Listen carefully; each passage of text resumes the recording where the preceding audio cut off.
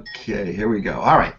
Hey, good morning, everybody. This is Coach Gary, and I'm very, very excited to say that we got the master and the owner and one of the founders and pioneers of our school here, Bill Ebert, is going to be here this morning to share with us on a great tool that I really believe that it's a growing tool in this Google Hangouts and Google Plus. So we're going to really look forward to that. If you notice on the right-hand corner, if you kind of like mouse over on the left-hand side, for me it's the left-hand side, you'll see a blue chat box. And that chat box, if you click it, will show up, and that gives you the opportunity to see, either join us on video or to go ahead and chat if you have questions. But this is how we do it. You got to do it on the chat box. If you do it on the event, like a lot of you have been doing, we can't see that when we're live. The only thing that we can see is the chat box.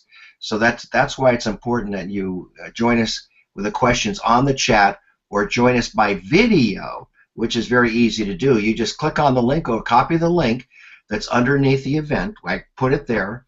And also, when you join us, if you want to join us by video and participate, because this is an interactive Monday morning mentorship, is for interactive. It means that you bring your questions, so you're not stuck in any area, any place, that we can help you unstick yourself. And so with that being said, you're going to kind of come over here and click on this, and that'll get you going. Well, I know a lot of you are watching that haven't participated in the video, but please do, because we want to get your questions answered for you, and that's the purpose of doing these Monday morning mentor calls. All right, well, I'm going to turn it over to Mr. Bill Ebert right here. I'm very excited to have him on board, and I'm taking notes. Okay, Bill, it's all yours, so what do I need to do from here? All right, you can hear me okay? I hear you perfectly.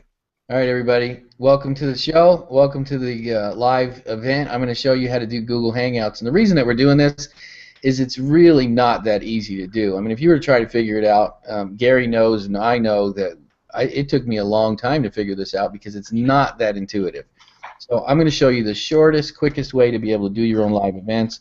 If you want to do live interviews with people, or you want to show people your screen and do other stuff, I'm going to show you how that works. So I'm showing you my screen right now. This is my Google Plus account. So you're going to need two things. You're going to need to make sure that you have a Gmail account, and that your Gmail account has a little plus button over here in the upper right-hand corner. That's actually your Google Plus account. You're going to need a Google Plus account, and you're going to need a YouTube account that's tied to it, which is pretty simple to do. You'll just go over to your button and make sure when you create your event, it's actually going to tell you that you need a YouTube account if you don't already have one. So all that stuff is going to be simple. That stuff is easy to do. You just follow the prompts. Now, once you get those three things, you get your Gmail account, you get your Google Plus account, and you have your YouTube account, you're going to want to create an event.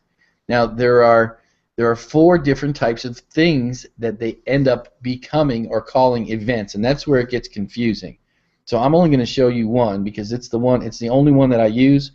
There's actually one event called an event that I don't even know why you would ever use it. It doesn't make any sense to me. So you go over here to your home button, you scroll down to Hangouts, and underneath Hangouts you have 2 different places to do it. I use this blue button right here. I don't know if you can see it. I'm going to draw a box around it right there. It says Start a Hangout on Air right there. So every one of your recorded events are called a Hangout on Air when you first create it. Once it's created, it actually becomes an event, and that's where it's confusing. So we're going to be able to use both terms off and on. So what you want to first do is you go to the Hangout page and then click Hangout on Air, and you're going to create the event. The other place to do it is right across the top here. It says Hangout on Air. You can actually create it from that button at the top. But this big blue button is the one I use, and then I hit Start Hangout on Air. You click it. I don't know if you can see that pop-up window or not. I'm not sure whether Google Plus shares that or not. Can you see it okay? Yeah, we can see it. Okay. So you give it a name. I'm actually going to create one. Test Hangout on Air. And then I'll just copy that and paste it down in here. Now, if you're going to do a live event and it's going to happen right now, just go ahead and hit now and hit share, or it starts the event. If you wanted to do it later, which is most common, you talk to Gary, you talk to myself, and you say, hey, 3 o'clock this afternoon, I want to do an event with you. You go ahead and click the later button, drop down the date that you want it, which is today, September 15th, and we're going to set it for 3 p.m. Set it for an hour long or however long you think it's going to be. I don't think that this drop down matters. I mean, if you set it for 30 minutes and you end up going an hour, it really doesn't matter. It's basically just for notification to let people know how long you expect the event to be. If you want people to be able to see it and it's not a private event, which I highly recommend, this is how you start it. You can turn it into a private event or a private video later, but just for ease, make sure that you just use the word public in here so that it's visible to anyone. That way you're going to have less trouble having invitees, you're going to have less trouble inviting your participants, you're going to have less trouble inviting your interviewer. If you just use the word public, that's all you have to put in here. So super simple. Title, brief description, set it for later, set it for the time that you're going to have and the date, use the word public, and then hit share. And that's as easy as it is creating the event. Now, what's going to happen is the event's going to immediately be created here, and this is where you're going to share your event out to your people. Over here on the right-hand side, there's a link button. The event page where the people can watch it but not participate. Basically, they're not going to go into the event. They're not going to, in other words, they're not going to be a participant in the Q&A, the verbal face-to-face stuff, but they can watch the event, they can go to the event page, they can ask questions as the event's going on, they can use the new applause button. You know, the new applause feature is pretty cool. I won't get into that right now. But you can share out this event. You just highlight that event page and you hit Control-C to copy it, and then just send it out in an email. Send it out to your friends, put it on your Facebook page. The event's going to happen such and such a date. You can also send that link initially to the person that's going to be participating. So if you're going to interview me and you create an event, send me this link right here, the event page. You're going to need a different link for people to come into the event inside. None of these links will allow that to happen. So this is the event page. This is the YouTube channel and the YouTube video that's going to be created afterwards. This is actually the link if you want to promote it after, to promote the video that's been recorded. And if you want to embed the event in a website somewhere, which most of you won't want to do that, but this is your embed link. But that's all you really need to know as far as sharing your link out. Now, this next part is not really tricky, but it starts to get a little technical because you have to make sure that your video camera and your microphone are working. But all you need to do to start the event is click the start button, and this page is going to launch, and I'm pretty sure it's not going to let me do it because I'm on an event right now. So I'm actually going to try to share out my other window so you can see some of the tools. You're actually going to hit the start button, and on the start button it's going to launch a brand new page, and on that page you're going to have a URL that's across the top of the screen. That long crazy URL that's created from the event itself is what you're going to give out to the participant, to the interviewer, or to the person who you want to be face-to-face with. Now, you don't get that URL until you start the event. So just don't try to send it out a week early or a couple days early. After you hit the start button, which is what we do, is we'll get on the call 15 minutes early, make sure all the participants are there. We'll start the event 15 minutes early, and we don't actually have to start the recording until after everybody's in. But you hit the start button, you'll grab that long URL, and then give it out either through Skype or Instant Messenger or email or whatever. You give out that long URL to the friends that you want to participate in the event. They come in, and then you start seeing each other show up at the bottom of the page. And now I'm going to do a screen share here to show you some of the little features and tools.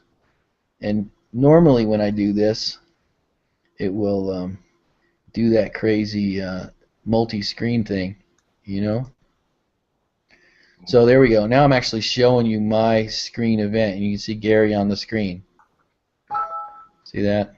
It does that crazy screen thing. Anyway, here's the tools that you're going to need. You're going to need to make sure your microphone's working. Drop down here. Make sure you pick the correct microphone on your system. Pick the correct video camera. Hit save, and just test it. You and your buddies can test it out. Make sure it works. Make sure you hear each other. And then when you're ready to go, there's going to be a button down at the bottom that turns the event live. It's going to see a big green button down at the bottom that says Start Event. Everything that you do and talk about right now during the event is not recorded. So you can do as much pre-conversation as you want. You can spend a half an hour prepping the person, interviewing the person, getting ready for the call. Once you hit that green button, up here in the upper right-hand corner, you're going to see this little yellow light go on. It says live. Once you're live, everything's good. The event's being recorded. All your participants are watching. Everybody's seeing your event. Once you're done, down at the bottom, which I don't see on mine because Gary's in control of this event, down at the bottom of the screen, there's a stop event button. The second you click the stop event button, the recording gets posted on YouTube, and the event's over. The participants can still talk to each other as an afterthought or after conversation, and your event's completed.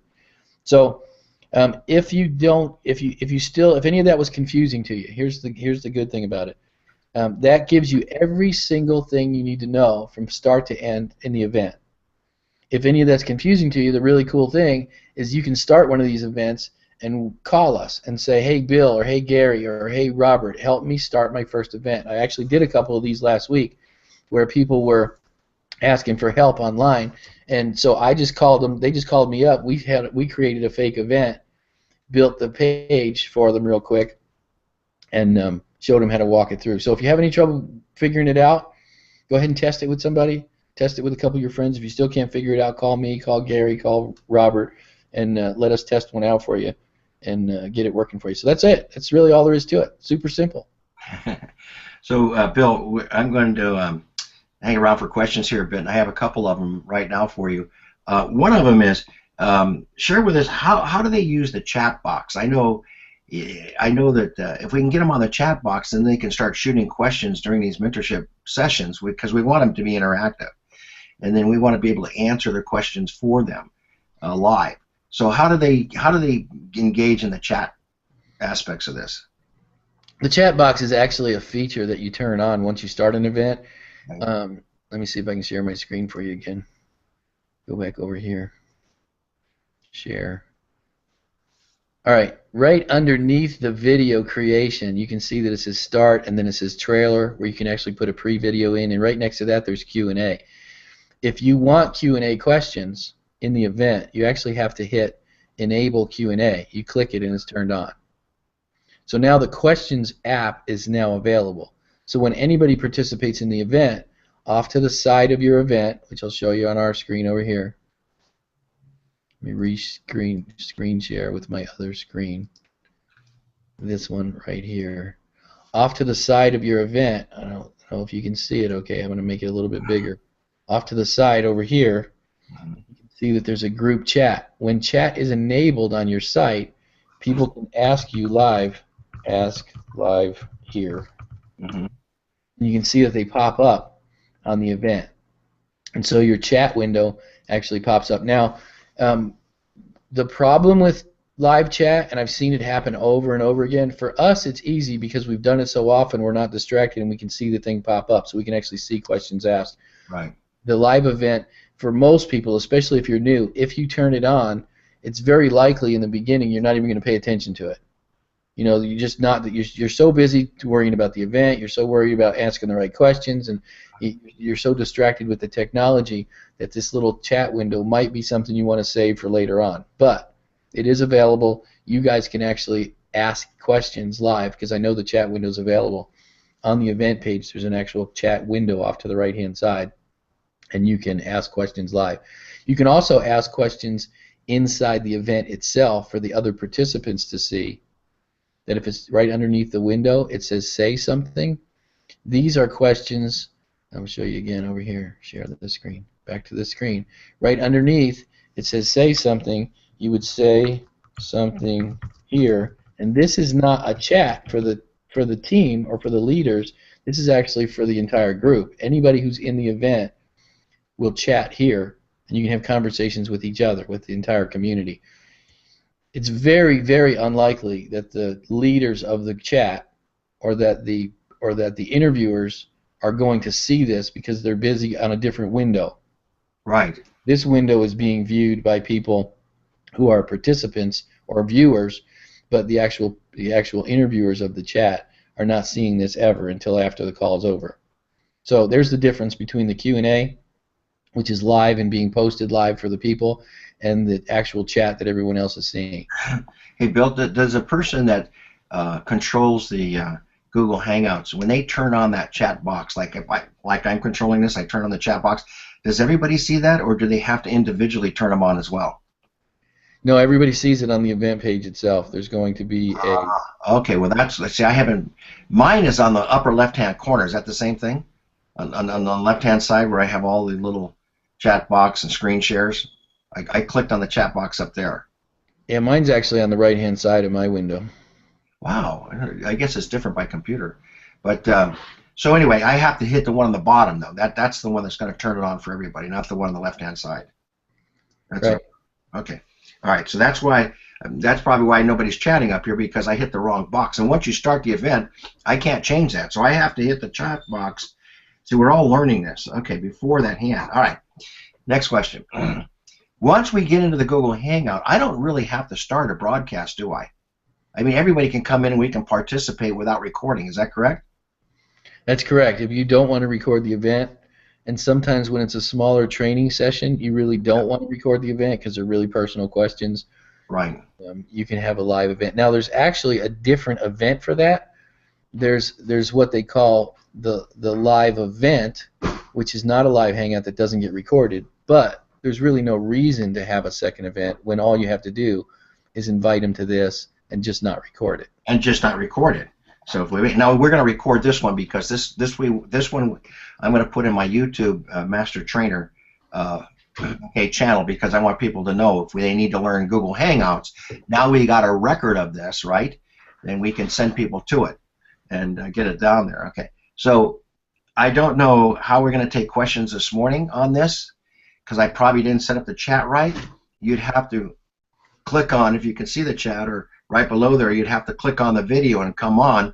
I'll give you just a few, a few seconds here. If you can do that and come on and ask some questions. If not, my apologies. Next time I will set that up correctly and make sure that you guys have the chat capability. And now we know how to get on the video conference capability at the same time. So that's pretty, that's pretty cool. So we'll just see what happens here. I don't know who. Let me type in the box. I'm sure everybody can hear me, but if you can type your questions, go ahead and type them. Ask questions at this point, because this is a really powerful tool that we're going to be using. So let me give it a few seconds here, Bill, and see what happens. Here we got 8 viewers, and I can see probably more than that. Okay, one other question. I think we'll wrap it up real quick. The number of viewers that come on, are they always, when somebody views it, are they always recorded, or it's just the people that say yes to the event that gets recorded as a viewer? I mean, we could have more viewers on it. Is that correct? Well, you can have unlimited viewers. Right. You just can't have unlimited participants. Right. So we can have up to 10 participants, and we can have unlimited viewers. Right. Because I thought it was like only 100 viewers per broadcast, but we can have more than that then, huh? Yeah, we've had quite a few people, and the page, just because it's streaming, it's just like going to a YouTube channel and watching it stream, so you can have as many viewers as you need. There's just one more question, because I noticed this when we're Skyping, because I've been, I have people from different countries in the system already under our training, and I'm very excited about that. But when we're Skyping, it's very weak sometimes, and like I'm talking to people like in South Africa. I mean, it goes in and out, or over New Zealand, it goes in and out. So I'm thinking, how do we carry on a conversation with Google Plus as opposed to using Skype? How do you do that?